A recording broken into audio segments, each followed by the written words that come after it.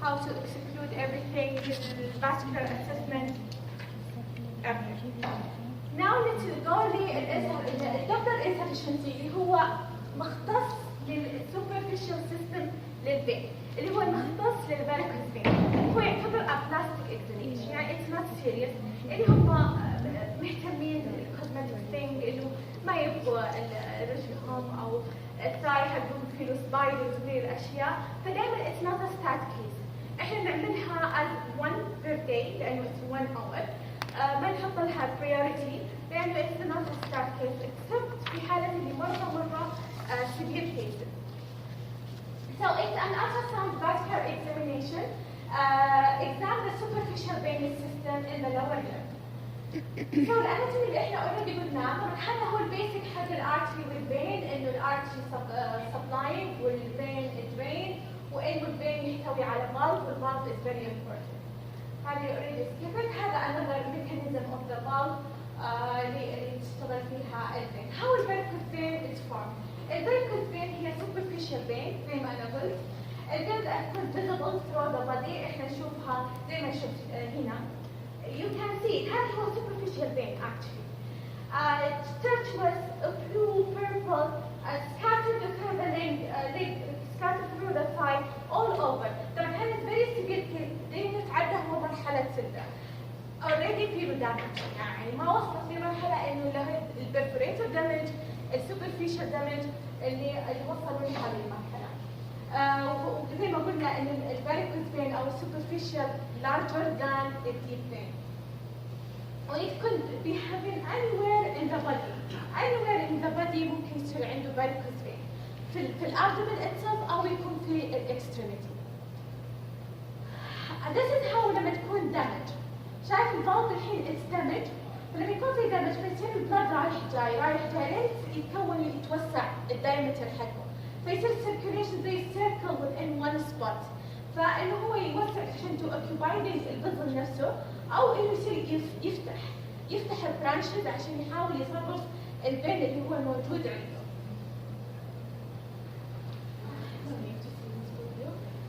ايش الكوزز المهم اللي تسببها؟ ممكن انه it's run in families. Yes, انه اذا كان your parents have it يعني تكون انت high risk انك to have it. There is no proven scientific proven، لكن العيلة اللي عندها varicose vein يصير عندها لحد اخر generation varicose vein. البريجنسي طبعا البريجنسي لما تكون pregnant lady كل شيء يطلع لها، لانه بدل ما يصير الاكستندد البلاد سبلاي للاكستريميتي يكون كل البلاد سبلاي للبلبس عشان feeding الفيتس، وات كان بي appearing during pregnancy وبعدين it's disappearing after البريجنسي. طيب فالهرمون طبعا تساعد على تكوين الفاريكوز. الايج طبعا كل ما صار more aging كل ما صارت الالاستيسيتي حقتها الفين لوزنج والفالف حقتها لوز، ما تتحرك زي اول، قله الحركه لما يكبرون في السن ما يصير في حركه كثير، هذه كلها تسبب انه يسبب ايش؟ فاريكوز فين. عشان كذا دائما الحركه مهمه، حتى في مجالنا اذا انتم جالسين اكثر شيء على مكاتب او انه احنا as جالسين على الكراسي لازم نقوم نتحرك شوي، نحرك رجولنا، لان blood circulation is very important انه نخليها جالسه ما تتحرك.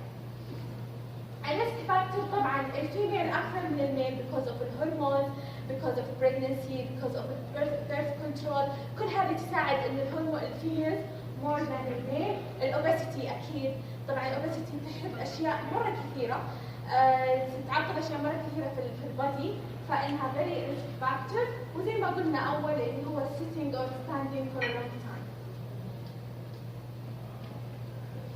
هذا هو الكونسبت حقت السيمتوم.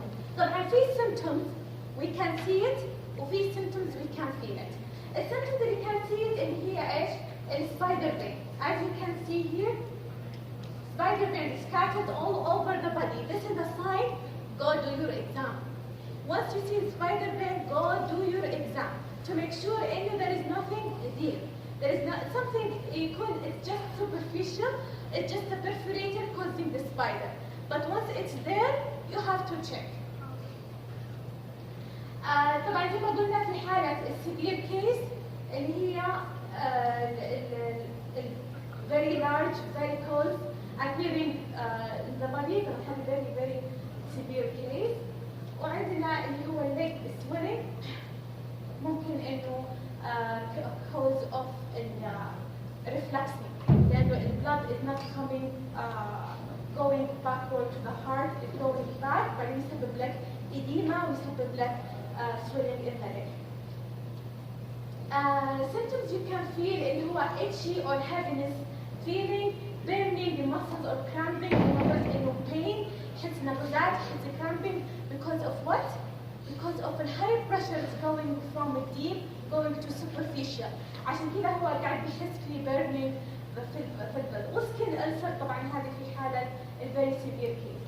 How we can diagnose? This is the most important. How to treat or how to diagnose a varicose vein. طبعا يكون يا انه بميديكال evaluation حياخذ medical history, physical examination حيشوف اذا كان في any sign of varicose في الليل. واللي هو التشخيص الوحيد بالدوبلر. التشخيص الوحيد للفاريكوز فين بالدوبلر. طبعا البيشنت ايش بيحتاج؟ البيشنت بوزيشن حيكون standing. Do not go for another maneuver. Once the patient can do the exam, do it only standing. Why standing? Because we need the gravity. لأن البulse working against the gravity. وأنت تبغى gravity playing role in your exam. فdo your patient standing. Don't do it sitting or طبعا sitting مستحيل. supine. في حالة إنه the patient cannot stand, very old patient. وعندها الساينز موجودة وهي ما حتقدر تشتغل. ما حتقدر توقف، ايش حسوي لها؟ سيمي إريكت. حسوي لها سيمي إريكت، حخليها ايش يعني سيمي إريكت؟ يعني not totally supine، I will elevate her back a little bit، وايش حسوي مانوفر؟ بلزابة مانوفر، مو الاجمنتيشن في standing حسوي الاجمنتيشن، في السيمي إريكت حسوي بلزابة مانوفر اللي هو holding the breath and pushing down. told her pushing down as a delivery، pushing down as a delivery. طيب؟ هذا بالنسبة للمانوفر حقتنا. طبعا حنستخدم ايش؟ هذا هو stair. This is the stair that we are using in our hospital. See, this is a stair. وعندك هنا several steps. You can either patient tall أو either patient short. إذا أنت تبغى تسوي exam للupper for exam للshort stiffness, you can just ask the patient to go up and down. Also, maneuver is very important for you. And while you are just hold your knee on one of the steps and hold your shoulder on it. Because if you elevate it like this, you will hurt your shoulder. Support your shoulder and your knee. طيب هذا حيكون easier for you. طبعا الاناتومي احنا قلنا هذا هو الهاي فريكونسي، حنستخدم الهاي فريكونسي. طبعا التايب اوف بروبس this is our ABCD. عندنا الكيرف للجنرال للديب، وعندنا سوبرفيشال للسوبرفيشال وللفاسكولار. الفاسكولار حناخذ مور ديب واللور فريكونسي حناخذ للسوبرفيشال. هذا بالنسبه للاناتومي اللي قلناه قبل انه حنستخدم في الميديال اسبكت، وحيكون الجريتر سفنس اكستندنج من الجروين لحد الانكل، والشورت سفنس حيكون في الميد posterior leg يعني من الني لحد داون posterior. You will rotate the patient عشان تشوف البوستيريور. طبعا حنبدا من ايش؟ حيكون البيشنت واقف. حيكون البيشنت واقف بهذا الشكل. حتخليه يوقف medially and open his medial aspect عشان انت to be able to visualize it. حيوقف على درجة ان هذا السايد. اذا انت تبغى هذا السايد will expose this medial aspect. اذا انت تبغى هذا السايد حتخليه يلف بالجهة العكسية. هذا البيشنت بوزيشن حقك while it is standing. وبعد كده حتبدا your examination. حنقسم الاكزامين. اول شيء حنبدا من الجروين اريا عشان ناخذ الجنكشن الكومن فيبرال مع الجريتر سفنس. بعدين حقسم الجريتر سفنس في الثاي upper, mid and lower. I will examine each segment. حاخذ segment هنا وسيجمنت هنا وسيجمنت هنا، وحشوف في برفوريتر هنا في برايشن هنا او ما في each segment. وبعدين حنزل still I am in the greater saphenous. خلصت من الثاي حروح للليل وحقسمها upper, mid, lower. طيب فايش الانوتيشن حيكون؟ مثلا انا في الرايت right side, greater saphenous vein, upper thigh. Left side, short saphenous vein, mid leg. Okay, this is your information. هاخذ الشورت saphenous طبعا هذا في الميديال aspect. بعدين I will ask the patient to rotate and give me his posterior aspect وحبدا هاخذ البروبليتال اللي هو الجنكشن الشورت saphenous vein والليل حقسمه upper, mid and lower. هذه الايمجز it should be included for each limb. هذا أنا I will make sure إني I cover the whole greater saphenous و I cover the whole short saphenous. Okay? هذا بالنسبة لي إنه how scanning technique. شايفين في الميديال aspect وهنا في البوستيريور. هذا الني وهنا البوستيريور. طبعا I start with what? With the transfer. Do not start with sagittal. Sagittal will losing you. حيطول لك الإقدام وحتحوس مع البرانشز مع البريتر. Start with the short مع الترانس axis وبعدين once you located روح على طول sagittal. هذا المابينج فورم شايفين هذا مابينج فورم للinsufficiency. You have to fill it. You fill it by every and you examine each part of it. See هنا short saphenous, greater saphenous. وين بالضبط البرفريتر؟ هنا شايفين حاطين رسمتين والله انا شفت هنا برفريتر وشفت هنا varicose ولقيت هنا في reflux ما لقيت في ريفا وكتبت كل النوت. هذا الفورم I have to document it again and give it to me interventional. As he said, we are a combined team between the interventional and the vascular lab. Insufficiency كمان هم يروحوا لهم لأنه treatment in their department. Now let's go to the Doppler. This is the left greater saphenous vein. Again the Mickey Mouse اللي احنا شفناه. الهيد اللي هو الكومنتبرال artery والgreater saphenous vein. I locate it بالترانسفير اروح على طول بالايه الساجيتال وحشوفه هنا طالع على طول. هذا الايمج it should be documented والسبكتر ويفر حيكون على هذه الاريا. شايفين هنا هذا الشورت saphenous vein again ميكي ماوس ثاني بورتال vein هذا هو صغير طبعا هو حيكون مو نفس big as the greater saphenous. وهنا بالساجيتال فيو شايفين كيف البرانش طلع. طبعا انت you can distinguish between these by your knowledge. اذا كان unexperienced technologist وراح حط لك البروب هنا هو بيلخبط ايش هذول الثلاثه بس. لكن انت عارف exactly what are you doing. فانت عارف انه الكبير هو بريتشر فين وفي هنا الشورت saphenous vein وايش هذول؟ anterior vein. اوكي؟ posterior. طيب نجي هنا again هذا شايفين هنا بالالتراساوند superficial. طبعا هذا الجريتر saphenous حيكون one big eye زي كذا السيركل موجوده على الفيتشرز على سطح السكن بعيد عن المسل. حتلاقي هذا سوفت تيشو كله سوفت تيشو superficial. الشورت saphenous vein هنا ايش يسمونها هذه؟ يسمونها كليوباترا اي لانها جايه one muscles حتى كانها اي والجريتر saphenous هو البؤبؤ العين. فهو دائما اللاند مارك حقتها الكليوباترا اي وهذا حيكون in one fissure كمان في السوبرفيشال. فهذا هو الجريتر saphenous وهذه الشورت saphenous. This is the valve. You'll be able to see the valve. فإتس important ممكن لما أنا أجي أبغى exam الفين I will exam the valve not the vein. فأنا ما هحط هنا الكرسر وما هحطه هنا هحطه هنا على الفالف لأني أبغى أشوف الانسفشنسي حقت الفالف it's sufficient ولا it's insufficient it's working well ولا it's not working well. See its damage. See difference between a damaged valve and healthy valve. هنا لما صار damage إيش صار؟ big and loose. مو زي هنا كان tight small. هنا لما هذا الكرسر انا الحين ابغى اعمل evaluation. انا شفت الفالف ورحت عملت ساجيتال وشفت انه كويس تمام. الحين I will exam البلد فلو حقته. فايش ححط الكرسر على الفالف نفسه I will see is there is a reflux او لا. حق اللي بالكرسر الحين اشوف هذا normal flow. طيب بعدين انا سويت argumentation. إذا صار في باك فلو it's positive. إذا ما في باك فلو it's normal. زي هذا شايفين هنا ما في باك فلو. طبعا هذا تكون يعني 1% بس انه ما يكون more than what قلنا 0.5 second. See here هذا very severe reflux. هذا what I mean. See from here to here 1 second.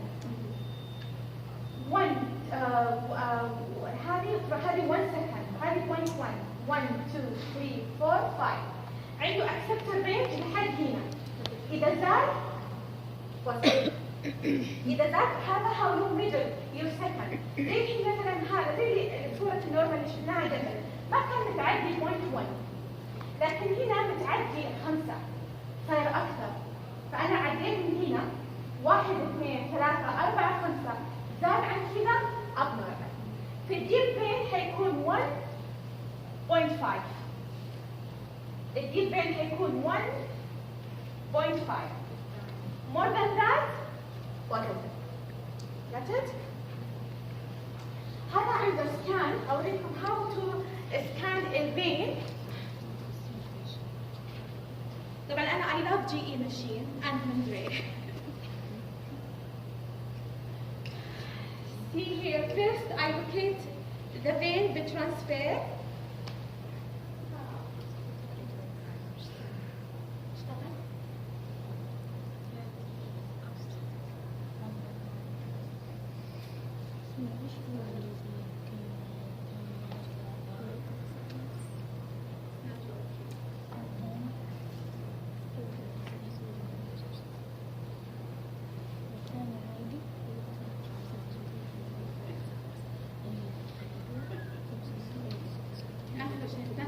So first I locate the vein بtransfer position. رحت sagittal view. Put I cursor على الvalve. Then I compress. طبعا in the beginning it will hard for you if you do all this mechanism by yourself. لازم يكون معك assistant تعمل لك الايه argumentation. لكن مع experience you can do it. إنه by alone you fix your hand and argument. طبعا argumentation حيكون من الكف. ويو سي you will examine your flow. إذا كان في back flow حيكون positive. إذا كان ما في back flow normal and go to the other segment. طيب هنا مهم إنه إحنا نشوف البرفوريتر. طب البرفوريتر normally we are not seeing it. صار في damage في الفالف حتصير فيها يتجمع فيها البلد حتصير فيها diameter bigger حشوفها. It will be visible. فpart of the examination إنه we look for this perforator. إذا كانت موجودة فممكن الرفلكس ما يكون من البين نفسه، ممكن الرفلكس جاي من البرفوريتور. فأنا I have to say this. أنا لازم أقول والله البين greater stability ماشي كويس والفالف حقته كويسة، لكن طلع له برفوريتور سبب كان دمج الفالف حق البرفوريتور فسبب دمج فصار عندنا رفلكس. فهذا during النابing. فالبرفوريتور دائما يجي من تحت لفوق. دائما حتشوف برفوريتور جاي من تحت لفوق لأنه جاي من ايش؟ من الدين. لأنه هو كونكشن. فهو يجي دائما من تحت لفوق. فأي بين جاي من تحت شابك معاه فهو برفوريتور. بس حتلاقي بعض الأحيان veins going superficial. ايش هذه حتكون؟ التربرتوريز أو البرانشز لما يكون في دامج ولما يكون الفلو مو ماشي عدل فهو حيتجمع ويبغى ايش؟ يبغى يتصرف زي الماسوره عندك وفقعت فهي تسرب من هنا وتسرب من هنا وتسرب من هنا فانت خلاص الحين هي سربت طلعت برانشز. فهذه البرانشز حنشوفها طالعه منها. انا I have to document this لانه هذا يعتمد على التريتمنت. التريتمنت اذا كان الرفلكس في كل البين يختلف عن التريتمنت اذا كان الرفلكس من البرفوريتور ولا من التبرتورز بس. طيب فهذا during your examination انت you will distinguish. انت حتحدد بالضبط ايش اللي صار، ايش في ريفلكس بالضبط. هو من الجريتس نفسها الفالف صار لها دمج، البرفوريتور هي اللي صار لها دمج لانه الانترفنشنال حيدخلوا according to your diagnosis not the doctor your diagnosis. فاذا والله كان greater stability حيعملوا تريتمنت الليزر. إذا والله صار because the branches بس مفتحة نبغى نسكرها أو كان perforated نبغى نسكرها they will go only for this. ما حيسكروا كل البين. فهذه specific details is very important. هذه specific details هي اللي تخلي الاكزام long، لانك انت you're looking for these and انت تعرف هذا برفوريتور طالع يمين وشابك يمين، هذا برانش طالع يمين وشابكه مع مين. عشان كذا ان this things you have to look for it. طبعا التريتمنت الحين نروح يمين الانترفنشنال. التريتمنت طبعا fortunately التريتمنت usually doesn't need a hospital stay. في السوبرفيشال دائما يكون one day procedure، ما ياخذ وقت، يعملوا لها appointment، تروح الانترفنشنال ويسوون لها التريتمنت المطلوب according على الاناتومي او الريزلت اللي هي انت طلعت لها اياه، و it is not invasive. وطبعا التريتمنت يختلف اذا كان deep vein واذا كان superficial. الديب vein it's surgical treatment surgery OR، اما السوبرفيشال لا it's a day one في الانترفنشنال. طبعا اهم شيء اذا كانت ساعد بس انت طالع لك سبايدر واشياء خفيفه يقولوا لك البس الستوكينج سوكس وامشي كويس عشان ترجع تقفل البرفوريترز او البرانشز، ما يحتاج اي سيرجيكال. طبعا هنا هذه الستوكينج سوكس اللي انا اقول عليها هي نفسها اللي يلبسوها الاي سي يو بيشنت، حتلاقيها عادي موجوده في الصيدليات، ممكن الواحد يشتريها ويلبسها. وعندها ديفرنت براند. هذا الانترفنشنال اللي هو في الانجيوجرام ديبارتمنت، طبعا يختلف التريتمنت اذا كان للبرفوريتور واذا كان للايش؟ لنفس الفين. فاذا كان في سكيلوثيرابي، ايش هو السكيلوثيرابي؟ اذا شفت الانجيوجرام ويقول patient insufficiency examination reason for exam skeletotherapy، تعرف انها it's a cosmetic things.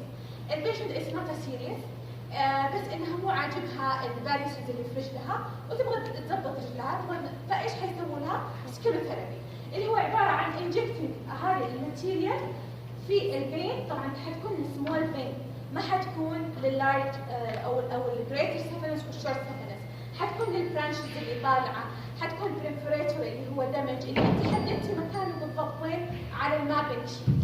حيجوا يعملوا لها انجكت ويسكرونها زي يسمونها كلوت، يقفلون ما يخلون فيه بلد، يعبون بدال البلد الماتيريال اللي هو هذه الماتيريال اسمها ابيفوسايد كلورال.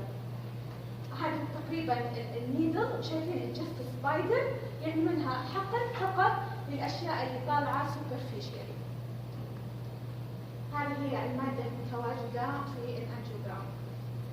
فهنا شايفين before and after skeletotherapy treatment. طبعا هو تعتبر effective ولونج وايز، ما يرجع كثير، يعني ما سوينا البيشنت ورجع ثاني مره اشتكت منها مره ثانيه، خاصه اذا كانت انه local just spider just branches وجست perforator ما يكون from deep. Also from I forgot to tell you البروتوكول حق السوبرفيشال لازم تاخذي image للcommon femoral popliteal exclude DPT. يعني انت excluding اذا في باثولوجي في السوبرفيشال، اولى انه احنا نتاكد انه الديب فين ماشي كويس.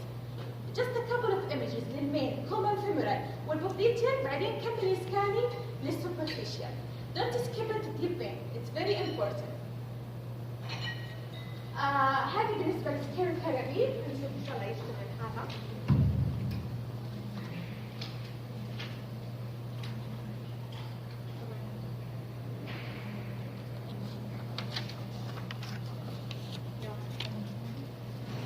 طيب الاندوفينوس ليزر ثيرابي هذا بنستخدمه للجريتر سيفنس والشورت سيفنس.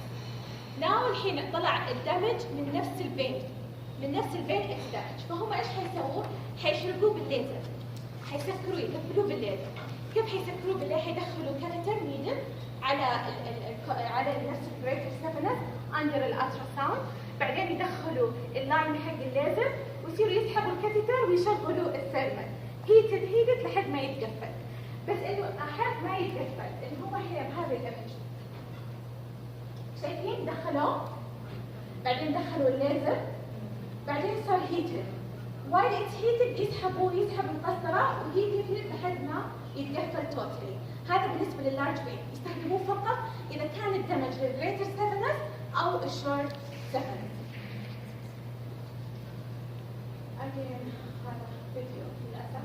هنا شايفين افتر الليزر ثيرابي هذا هو الجريتر سيفنس، وبعدين هنا بعد الليزر الدقة. مهم انه ما يقفلوا من نفس الجنكشن، ياخذوا 2 سنتيمتر بعدين يقفلوا، لانه ما يبغوا ايش؟ يضروا الديب نيك. اذا يحرقوا من هنا ممكن يسببوا ايش؟ دي بي تي، ممكن يسبب ثرومبول. فانه بعد 2 سنتيمتر يبدوا يحرقوا الجريتر سيفنس. هذا بالنسبه اذا كان للديب فينس سيستم. طبعا الليزر is very كمان simple procedure.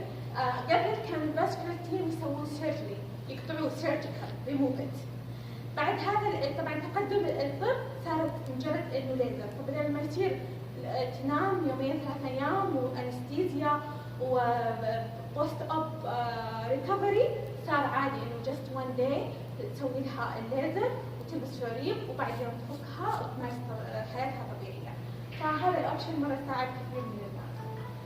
another option اللي هو البلو انجكشن، نفس الشيء يستخدم كمان لللارج فيزل غير الليزر اللي ما يقدر مثلا على الليزر البينفول، فهم يستخدموه. للاسف كان هنا عندنا فيديو، هذا هو البلو، تشوفها كانها ثرومبول within الدايمتر حق الفين، بس هذا هو ماده من انواع البلو يقفلوا الفين ما يخلوا فيه فلو. الفكره ان هي يجلطوا الفين، يخلوه يتجلط، لا يدخل ولا يطلع فلو، يدخل البلد. واصلا هو كان 10% من البلد اللي يستخدموه السوبرفيشال، والباقي كله عادي الفين، يقفلوا من اساسه عشان ما يطلع ولا يسبب دمج ثاني للسوبرفيشال. ثانك يو. هذا بالنسبه للسوبرفيشال والفين. I hope انه clear.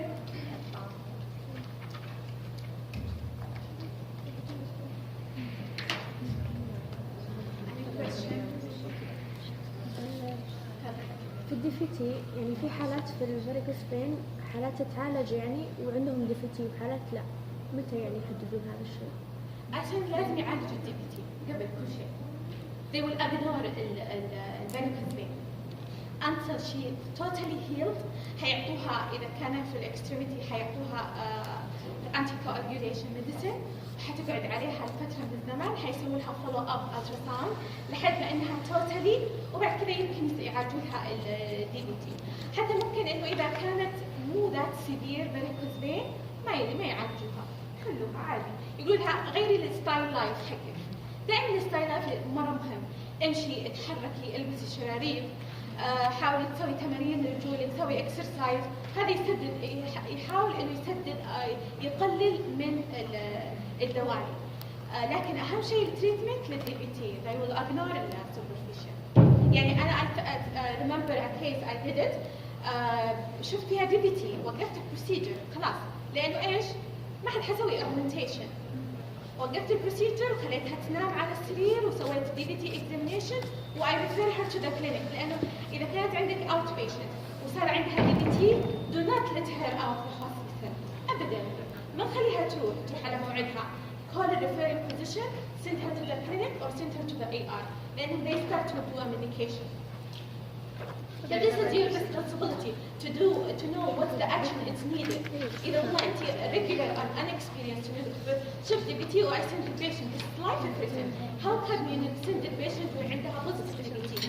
عشان كده it's important إنه when you are examining the superficial تاخذي couple of images للdeep vein to make sure إنه it's not، لأنه if you see sometimes the symptoms is between these two systems، البين